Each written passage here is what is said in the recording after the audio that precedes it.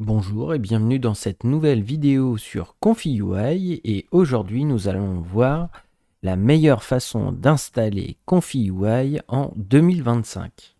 Alors en effet, je cherche toujours, comme vous le savez, à trouver la façon la plus simple d'installer les choses et la plus efficace, et là j'ai trouvé une nouvelle façon. Donc après Stability Matrix et la version Pinocchio, pour installer Confi, je vous présente cette version encore plus simple. Alors, pour vous donner un peu de contexte, confi.org, c'est quoi? Donc, l'auteur de Confi UI travaillait chez Stability AI, donc les auteurs de Stable Diffusion, mais il a quitté la société avec un certain nombre d'autres personnes. Et ils ont décidé de monter ce site, confi.org, qui a pour but d'être open source et qui va se focaliser justement sur le développement de Confi et ouvert à beaucoup plus de modèles et d'éditeurs d'IA. Donc depuis lors, les évolutions de Confi ont été très très agréables et multiples. Donc le but du jeu, là, ça va être d'installer. Ils ont créé leur propre application ConfiUI qu'il faut installer sur sa bécane. Ce n'est pas une version portable. Alors, on va sur confiui.org, /download. On télécharge la version qu'on veut, Windows ou Mac. Donc, j'ai lancé Download. Moi, je l'avais déjà téléchargé. Je lance l'installation. Et on va voir ensemble deux, trois petits trucs. Ça va être tout bête, hein. On rentre dans une install des plus classiques à dire oui, oui, oui tout le temps, hein. Grosso modo, c'est ça qui va se passer. Cependant, il y a quelques petites subtilités que j'avais envie de vous présenter et qui intéresseront même les personnes qui, comme moi, euh, découvrent cette application-là alors qu'ils ont déjà une install. Donc on va avoir une interface, je vais faire commencer, je vais choisir ma carte graphique.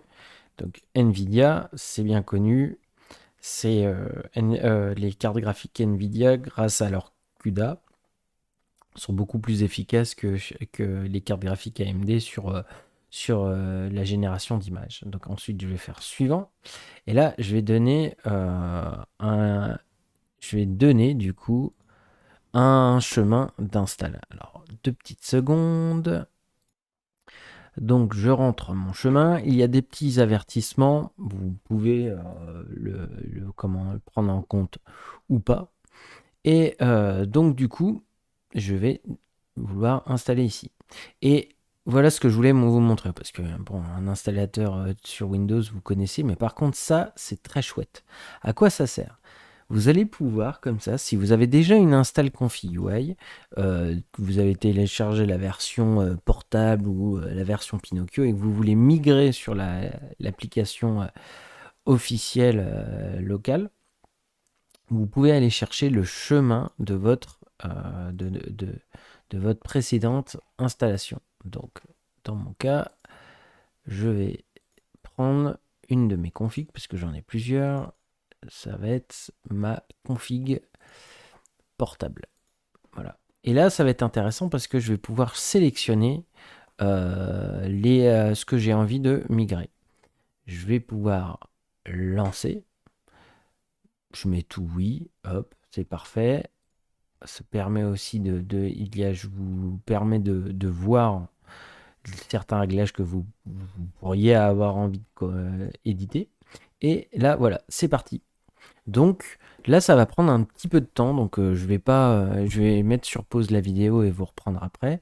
Mais là, ce qui va se passer, c'est qu'il va me copier, il va m'installer donc ConfiUI, plus me copier toutes les données qu'il y avait sur mon ancienne installation sur la nouvelle. Donc ça va être, je vais presque pas perdre de data, donc ça va faire un vrai gain de temps pour migrer sur l'appli officielle. Donc je vous dis à tout de suite. Et voilà, nous voici dans ConfiUI, la version application de bureau. Donc, je voulais vous montrer juste un petit truc. Pourquoi ça va être intéressant en plus cette application, c'est que évidemment c'est celle qui sera le plus souvent à jour. Premier bon argument. Deuxièmement, il y a un truc qui est hyper important, enfin, très intéressant surtout. Vous avez la possibilité, quand vous allez sur User, de vous connecter. Et donc du coup, quand vous cliquez, vous avez juste à créer un compte ou vous connecter avec votre GitHub ou avec Google. Une fois que c'est fait, vous avez une catégorie ici, Crédit. Et quand vous cliquez dessus, vous pouvez ajouter du crédit. Alors pourquoi ajouter du crédit? Vous pouvez aussi le faire ici, je crois. Vous avez voilà, actuellement votre crédit. On le verra peut-être sur des prochaines vidéos si je me motive à mettre un petit peu quelques sous là-dedans. Mais grosso modo, ça va vous permettre, si je vais dans ici Workflow Brown Template et que je vais dans API vidéo ou image, on va aller sur vidéo. En gros, maintenant, vous avez des nodes dans Config UI qui vont appeler les API de, services IA tierces qui ne sont pas donc du coup open source. Par exemple, j'imagine que vous connaissez Kling ou Runaway. Il y a même du VO quelque part. Et là, c'est VO2.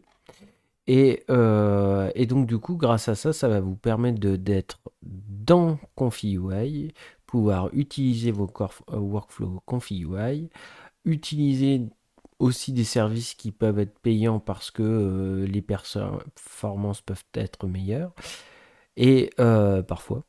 Et donc, ça va envoyer ce que vous mettrez en entrée du node correspondant. Ça va envoyer carrément. Je clique comme ça de façon basique. Voilà, là je vais envoyer carrément les informations, les images start and end frame. Ça va envoyer directement à Kling. Ça va être calculé dans le cloud et ça va revenir ici. Donc ça ne va pas consommer sur votre GPU déjà, premièrement.